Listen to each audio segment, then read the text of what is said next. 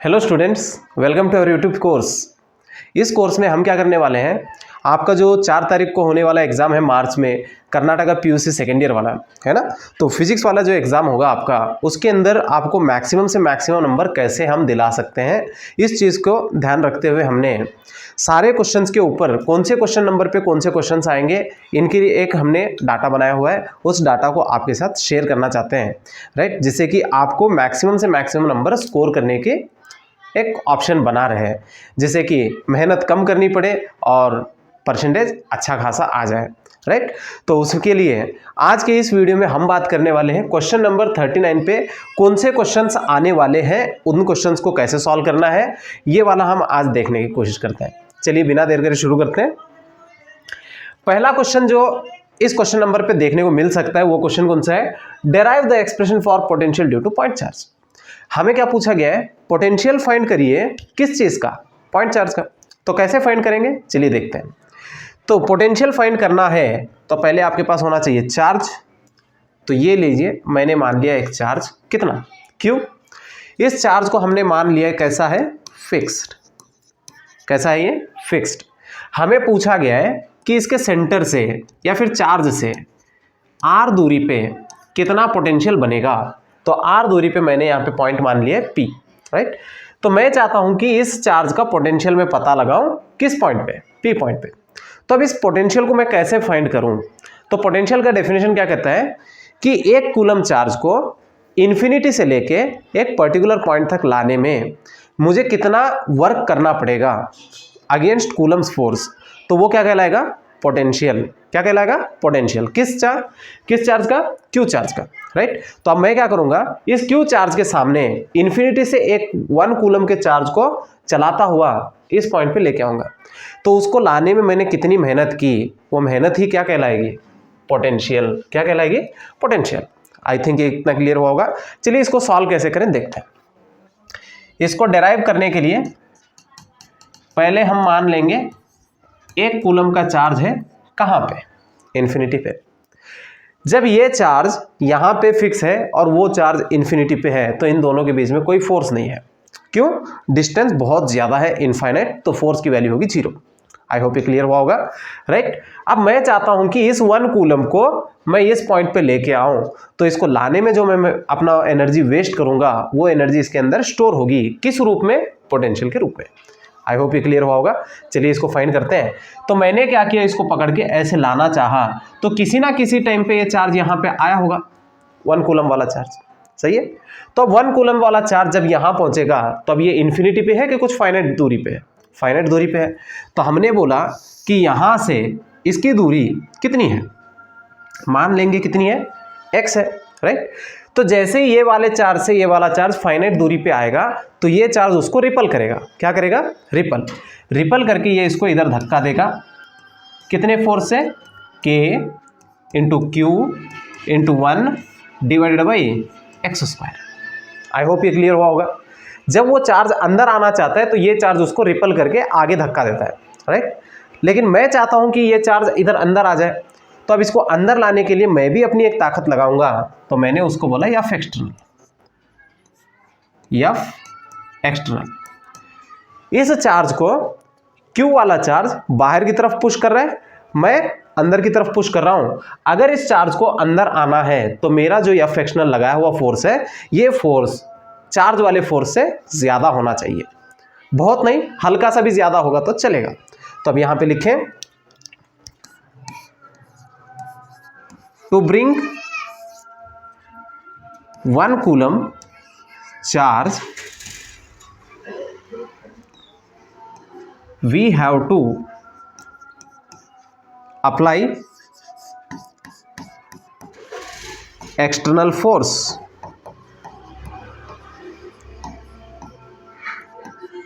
अगर आप चाहते हो कि ये 1 कूलम चार्ज अंदर आए, तो आपको क्या करना पड़ेगा, फोर्स लगाना पड़ेगा। तो मैंने यहां से बताया F external is equivalent to F. ये एफ एक्सटर्नल की वैल्यू इक्विवेलेंट टू किसके बराबर होगी, एफ के बराबर। लेकिन एग्जैक्टली बराबर नहीं है, ये हल्का सा बड़ा होगा तभी तो ये चार्ज अंदर आएगा। अगर ये फोर्स बड़ा होगा तो ये बाहर चला जाएगा, अगर ये फोर्स बड़ा होगा तो ये अंदर आएगा। तो हमें अंदर लाना है तो एक्सटर्नल की वैल्यू बड़ी होनी चाहिए। लेकिन डायरेक्शन कैसा है, एफ बाहर की तरफ लग रहा है या फ्रैक्शनल अंदर की तरफ, इसीलिए हमने यहाँ पे क्या लगाया minus, which is equal to minus के q divided by x square. I hope यहां तक क्लियर हुआ होगा आपको। अगर आप चाहते हैं कि 1 कूलम चार्ज अंदर आ जाए तो आपको यहां पे फोर्स लगाना पड़ेगा। क्या लगाना पड़ेगा, फोर्स।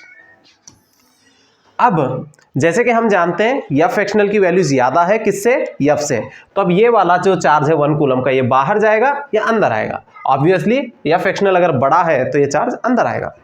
तो हमने मान लिया कि ये चार्ज चला छोटा सा डिस्टेंस, कितना, dx।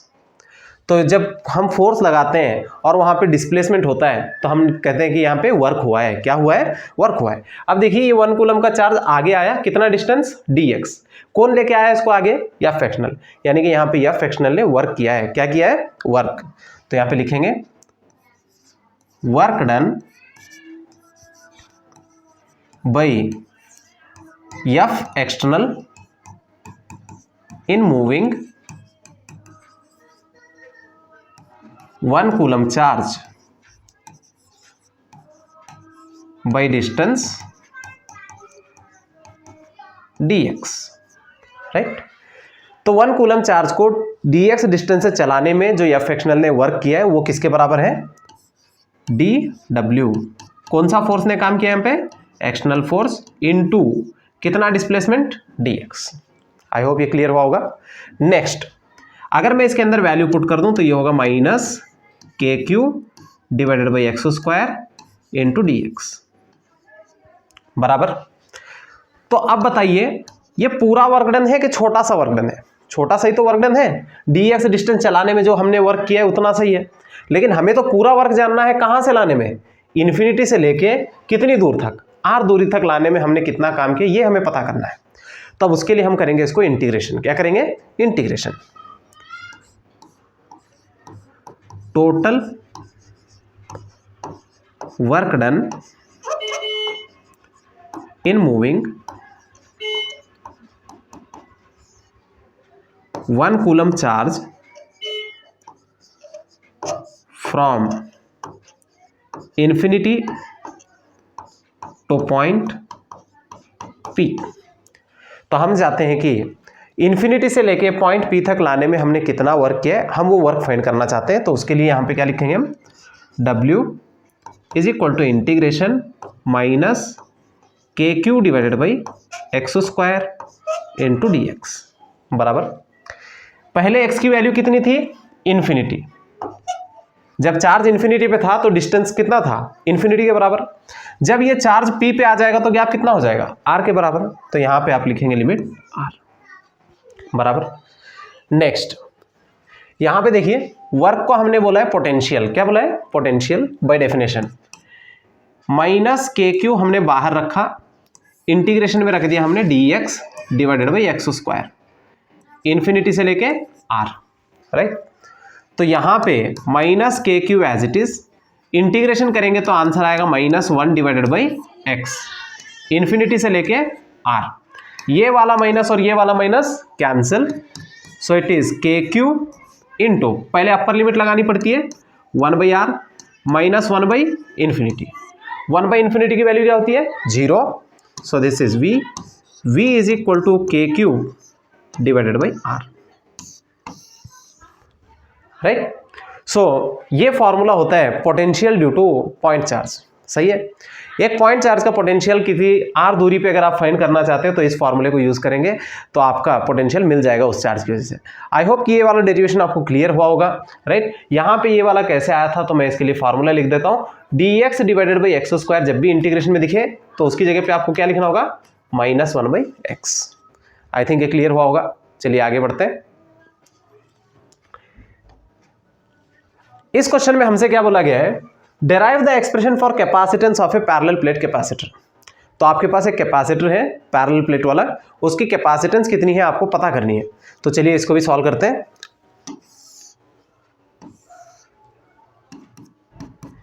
तो ये हमारा एक प्लेट जिसके ऊपर हमने चार्ज लगाया पॉजिटिव वाला, वहीं पे सामने वाली प्लेट पे कैसा चार्ज आ गया, नेगेटिव वाला।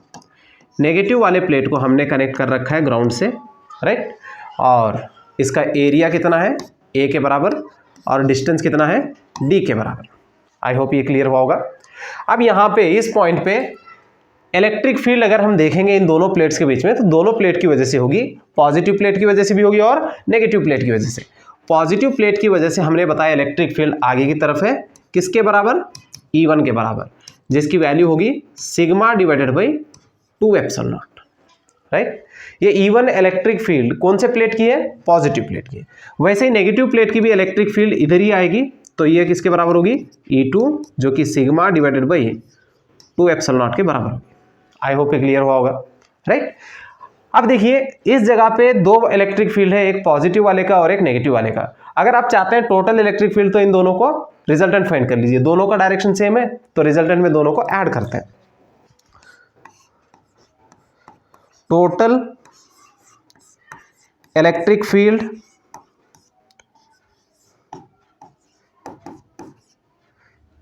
Between the plates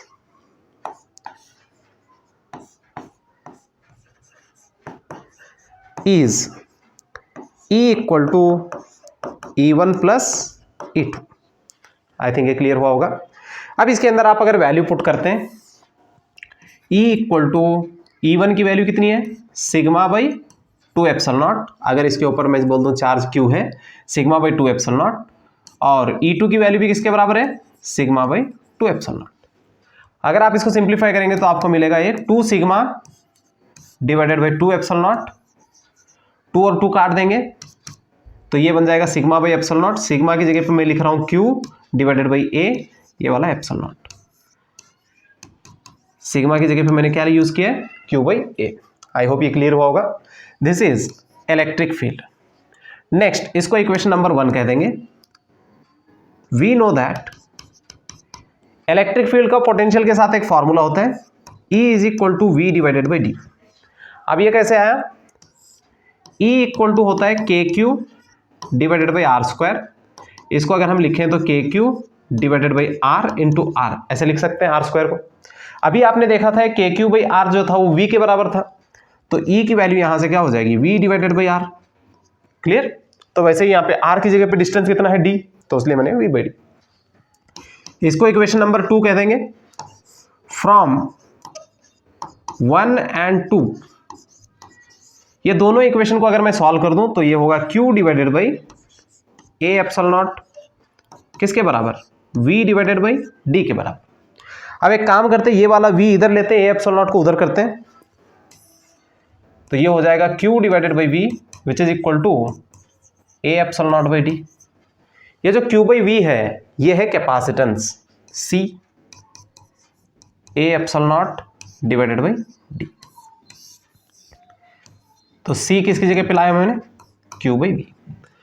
I think ये वाला डेरिवेशन आपको क्लियर हुआ होगा। चलिए आगे बढ़ते हैं। एक और क्वेश्चन पॉसिबल है जो क्वेश्चन नंबर 39 पे आपको एग्जाम में देखने को मिल सकता है, लेकिन इस क्वेश्चन के आने के चांसेस बहुत कम होंगे, राइट। तो इस क्वेश्चन में हमसे क्या कहा गया है, derive the expression for potential due to electric dipole.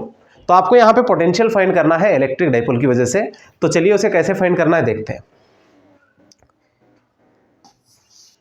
ये वाला आपका नेगेटिव चार्ज है,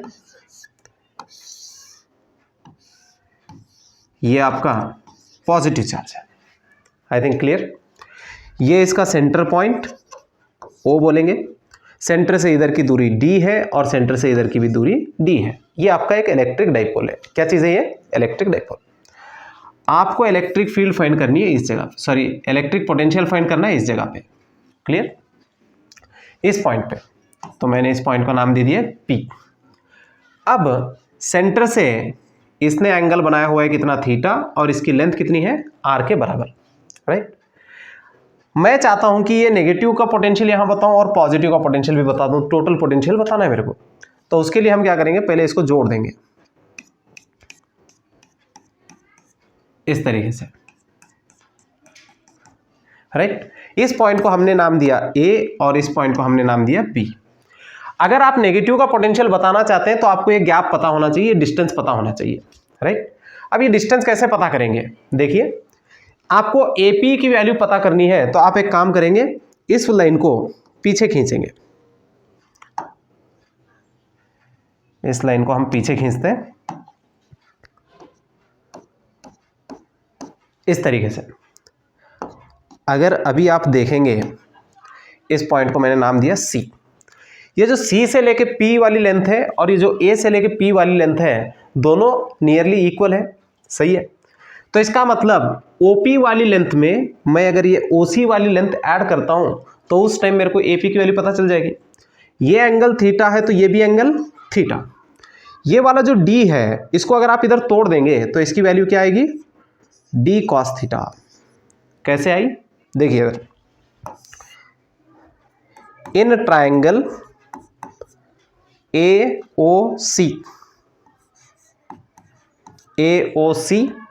अगर आप यहां पे cos थीटा लिखते हैं तो cos थीटा के लिए डेफिनेशन क्या होगी, adjacent OC divided by hypotenuse AO बराबर। यहां से AO को इधर कर लीजिए तो आपको मिलेगा AO cos थीटा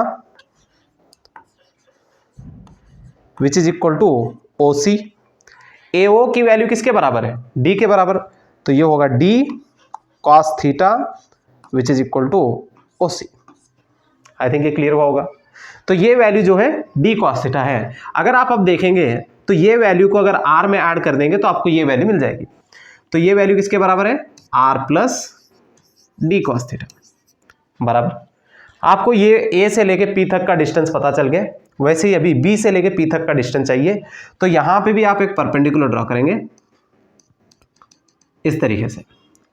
फिर से अगर आप देखेंगे तो इसको आपने नाम दिया D, तो ये वाली लेंथ को हम बोलेंगे D cos थीटा। फिर से वही वाला ट्राइंगल वाला कॉन्सेप्ट, तो ये वाला D cos थीटा आएगा। अगर OP में से अगर OD को माइनस किया जाए तो DP के बराबर वैल्यू होगी, और DP किसके बराबर है, BP के बराबर। यानी कि आपको इतनी वैल्यू में से इतनी वैल्यू को माइनस करना पड़ेगा। तो यहां पे मैं लिख दूं तो ये होगा R minus D cos theta. I hope ये क्लियर हुआ होगा, राइट। अब मेरे को नेगेटिव का भी पोटेंशियल लिखने आता है और पॉजिटिव का भी पोटेंशियल लिखने आता है, तो मैं लिखना शुरू करता हूं। देखिए, potential at P due to minus Q, right. Minus Q का पोटेंशियल अगर मैं यहां पे फाइंड करूं तो क्या लिखना चाहिए, V is equal to K minus Q divided by distance कितना है, R plus D cos theta, R plus D cos theta बराबर। नेक्स्ट इसको इक्वेशन 1 कहेंगे। इस जगह पे पोटेंशियल और किसका आएगा, प्लस Q का। Potential at P due to plus Q is V equal to, इसको V1 बोलेंगे, इसको V2, K plus Q divided by दूरी कितनी है, R minus D cos theta, R minus D cos theta. इसको इक्वेशन 2 कहेंगे। Total potential चाहिए तो दोनों को ऐड करेंगे। Total potential at P is V equal to V1 plus V2। Clear. देखिए, V इक्वल टू V1 की वैल्यू क्या थी, minus KQ divided by R plus D cos theta, plus V2 की वैल्यू क्या थी, KQ divided by R minus D cos theta. I hope ये clear. तो यहां से KQ कॉमन निकालेंगे तो KQ इज इक्वल टू, ये पॉजिटिव वाला है पहले लिखेंगे, R minus D cos theta minus 1 divided by R plus D cos theta, right. अगर इसको हम एलसीएम लेके सॉल्व करेंगे तो ये मिलेगा KQ R plus D cos theta minus R minus into minus plus D cos theta divided by R minus D cos theta into R plus D cos theta बराबर। तो ये वाला R और ये वाला माइनस R काट दिए, तो यहां पे है KQ D cos theta 2D cos theta divided by A minus B into A plus B, A square minus B square, यानी कि R square minus D square cos square theta बराबर, ये जो Q इंटू 2D होता है इसे बोलते हैं डाइपोल मोमेंट। तो यहां से अगर मैं लिख दूं तो V is equal to K P cos theta divided by R square minus D square cos square theta. P किसकी जगह पे लेके आए, Q इंटू 2D, राइट। ये जो Q इंटू 2D है इसको हमने क्या नाम दिया है, P। For short dipole R is much greater than D, तो उस टाइम में ये वाले को छोड़ दीजिए, D square cos square theta neglected. अगर आप इसको छोड़ देंगे तो V की वैल्यू क्या हो जाएगी, K P cos theta divided by R square. I hope ये वाला सॉल्यूशन आपको समझ में आया होगा। तो आज के इस वीडियो में हमने बात किया क्वेश्चन नंबर 39 पे देखे जाने वाले 3 क्वेश्चंस। इन 3 क्वेश्चन में से ही कोई एक क्वेश्चन आपको एग्जाम में देखने को मिलेगा। आई थिंक ये वाला सॉल्यूशन आपको पूरी तरीके से समझ में आया होगा। अगर आपको इस सॉल्यूशन से कुछ डाउट रहा तो आप वीडियो के नीचे कमेंट करके हमें बता सकते हैं, ताकि हम अगले वीडियो में इस क्वेश्चन का सॉल्व और एक तरीके से करके दिखा दें, राइट। आई होप कि आपको ये तीनों क्वेश्चन अच्छे से समझ में आए होंगे। आप अच्छे से प्रैक्टिस करिए और जितना हो सके उतना अपना बेस्ट करिए एग्जाम में। All the best.